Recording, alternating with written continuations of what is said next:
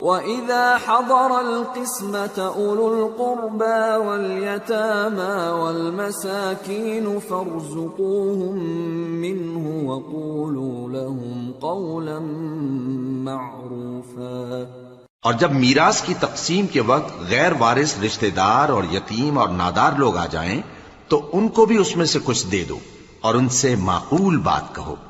وَلْيَخْشَ الَّذِينَ لَوْ تَرَكُوا مِنْ خَلْفِهِمْ ذُرِّيَّةً ضِعَافًا خَافُوا عَلَيْهِمْ فَلْيَتَّقُوا اللَّهَ وَلْيَقُولُوا قَوْلًا سَدِيدًا۔ اور ایسے لوگوں کو ڈرنا چاہیے جو ایسی حالت میں ہوں کہ اپنے بعد ننھے بچے چھوڑ جائیں اور ان کو ان کی نسبت خوف ہو کہ ہمارے مرنے کے بعد ان بیچاروں کا کیا ہوگا، پس چاہیے کہ یہ